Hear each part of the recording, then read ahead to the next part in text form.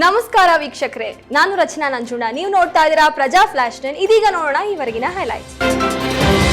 Brand Bengaluru ಎಂಬ ಕನಸನ್ನ ಹೊತ್ತಿರುವ ಡಿಸಿಎಂ ಡಿಕೆ ಶಿವಕುಮಾರ್ ಅವರು ಇದೀಗ ವಿನೂತನ ಕಾರ್ಯಕ್ಕೆ ಮುಂದಾಗಿದ್ದು, ವಿಧಾನಸೌಧದ ಬಳಿಕ ಐತಿಹಾಸಿಕ ಕಟ್ಟಡ ಹಾಗೂ ಮೆಟ್ರೋ ಪಿಲ್ಲರ್ಸ್ ಗಳಿಗೆ ಹೊಸ ರೂಪ ನೀಡಿ ದೀಪಾಲಂಕಾರ ಮಾಡುತ್ತೇವೆ ಎಂದು ಹೇಳಿದ್ರು. ಬೆಂಗಳೂರಿನ ಸುಮಾರು 40 ಕಡೆ ದೀಪಾಲಂಕಾರಕ್ಕೆ ಸ್ಥಳಗಳನ್ನು ಗುರುತಿಸಲಾಗಿದೆ ಎಂದು ಹೇಳಿದ್ರು. ರಾಜ್ಯದಲ್ಲಿ ಕಾನೂನು ಸುವ್ಯವಸ್ಥೆ ಹದಗೆಟ್ಟಿದೆ ಮತ್ತು ಬೆಲೆ ಏರಿಕೆ ವಿಪರೀತವಾಗಿದೆ ಎಂದು ಆರೋಪಿಸಿ ಬಿಜೆಪಿ ಆಯೋಜಿಸಿರುವ 16 ದಿನಗಳ ಜನಾಕ್ರೋಶ ಯಾತ್ರೆಯು ಸೋಮವಾರ ಮೈಸೂರಿನಲ್ಲಿ ಆರಂಭವಾಗಲಿದೆ. ಈ ಬಗ್ಗೆ ಮಾಹಿತಿ ನೀಡಿದ ವಿಧಾನಸಭೆ ವಿರೋಧ ಪಕ್ಷದ ನಾಯಕ ಆರ್ ಅಶೋಕ್, ಕೇಂದ್ರ ಸಚಿವ ಪ್ರಹ್ಲಾದ್ ಜೋಶಿ ಅವರು ಚಾಮುಂಡಿ ಬೆಟ್ಟದಲ್ಲಿ ಪೂಜೆ ಸಲ್ಲಿಸುವ ಮೂಲಕ ಯಾತ್ರೆಗೆ ಚಾಲನೆ ನೀಡಲಿದ್ದಾರೆ. ಬಿಜೆಪಿ ಪಕ್ಷದಿಂದ 6 ವರ್ಷಗಳ ಕಾಲ ಉಚ್ಚಾಟಿತರಾದಂತಹ ಬಿಜೆಪಿ ಶಾಸಕ ಬಸನಗೌಡ ಪಾಟೀಲ್ ಯತ್ನಾಳ್ ಇದೀಗ ಮುಂಬರುವ ವಿಜಯದಶಮಿ ಬಳಿಕ ರಾಜ್ಯದಲ್ಲಿ ಹೊಸ ಪಕ್ಷ ಕಟ್ಟುವ ಪ್ಲಾನ್ ಹಾಕಿಕೊಂಡಿದ್ದಾರೆ. ಈ ಕುರಿತು ಅವರು ಮಾತನಾಡಿ, ವಿಜಯದಶಮಿವರೆಗೂ ಕಾದು ನೋಡ್ತೇನೆ, ಬಳಿಕ ಹೊಸ ಪಕ್ಷ ರಚನೆ ಮಾಡುವ ಕುರಿತಂತೆ ಪ್ಲಾನ್ ಮಾಡ್ತೇನೆ ಎಂದು ತಿಳಿಸಿದರು. ಕೆಪಿಸಿಸಿಗೆ ಹೊಸ ಅಧ್ಯಕ್ಷರನ್ನ ನೇಮಕ ಮಾಡೋದು ಹೈಕಮಾಂಡ್ಗೆ ಬಿಟ್ಟಿದ್ದು, ಹೈಕಮಾಂಡ್ ಯಾರನ್ನ ನಿರ್ಧಾರ ಮಾಡ್ತಾರೋ ಅವರು ಅಧ್ಯಕ್ಷರಾಗ್ತಾರೆ ಎಂದು ಕೈಗಾರಿಕಾ ಸಚಿವ ಎಂಬಿ ಪಾಟೀಲ ಹೇಳಿದ್ರು. ಸತೀಶ್ ಜಾರಕಿಹೊಳಿ, ಈಶ್ವರ ಖಂಡ್ರೆ ಇರಬಹುದು, ಹೈಕಮಾಂಡ್ ಪರಿಗಣಿಸಿ ಅಳೆದು ತೂಗಿ ನೋಡ್ತಾರೆ ಎಂದು ಹೇಳಿದ್ರು. ಬಾವುಟಗುಡ್ಡೆಯಲ್ಲಿ ದಕ್ಷಿಣ ಕನ್ನಡ ಜಿಲ್ಲೆಯ ಅತಿದೊಡ್ಡ ಧ್ವಜಸ್ತಂಭವನ್ನ ನಿರ್ಮಾಣ ಮಾಡಲಾಗುವುದು.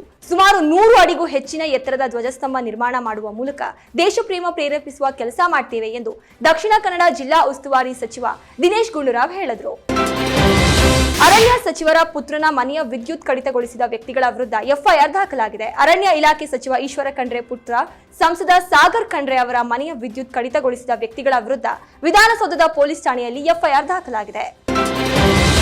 ಎಂಕೆ ಸ್ಟಾಲಿನ್ ನೇತೃತ್ವದ ತಮಿಳುನಾಡು ಸರ್ಕಾರ ಮತ್ತು ಭಾರತೀಯ ಜನತಾ ಪಕ್ಷ ನೇತೃತ್ವದ ಕೇಂದ್ರ ಸರ್ಕಾರದ ನಡುವಿನ ಭಾಷಾ ವಿವಾದದ ಮಧ್ಯೆ ಪ್ರಧಾನಿ ಮೋದಿ ಅವರು ರಾಜ್ಯ ಸರ್ಕಾರವನ್ನ ಟೀಕಿಸಿದ್ದಾರೆ.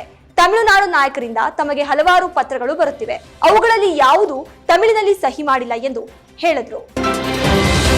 ಭಾರತದಿಂದ ಆಮದಾಗುವ ಸರಕುಗಳ ಮೇಲೆ ಅಮೆರಿಕ ಅಧ್ಯಕ್ಷ ಡೊನಾಲ್ಡ್ ಟ್ರಂಪ್ ಆಡಳಿತ 26% ಸುಂಕ ವಿಧಿಸಿದ್ದರೂ ತಿರುಗೇಟು ನೀಡುವ ಉದ್ದೇಶದಿಂದ ಆ ರಾಷ್ಟ್ರದ ಮೇಲೆ ಭಾರೀ ಸುಂಕ ಹೇರುವ ಯೋಜನೆ ಭಾರತ ಹೊಂದಿಲ್ಲ ಎಂದು ಕೇಂದ್ರ ಸರ್ಕಾರದ ಅಧಿಕಾರಿಗಳು ಹೇಳಿದ್ದಾರೆ. ಶುಭ್ಮನ್ ಗಿಲ್ ನಾಯಕತ್ವದ ಗುಜರಾತ್ ಟೈಟನ್ಸ್ ತಂಡದ ಅಜೇಯ ಓಟ ಮುಂದುವರೆದಿದೆ. ಐಪಿಎಲ್ 2025ರ ತನ್ನ 4ನೇ ಪಂದ್ಯದಲ್ಲಿ ಗುಜರಾತ್ ತಂಡವು ಸನ್ರೈಸರ್ ಹೈದರಾಬಾದ್ ತಂಡವನ್ನ ಏಕಪಕ್ಷೀಯ ಪಂದ್ಯದಲ್ಲಿ 7 ವಿಕೆಟ್ಗಳಿಂದ ಸೋಲಿಸಿತು. ಹೈದರಾಬಾದ್ ತಂಡವು ಸತತ 4ನೇ ಪಂದ್ಯದಲ್ಲೂ ಸೋಲು ಅನುಭವಿಸಿದೆ.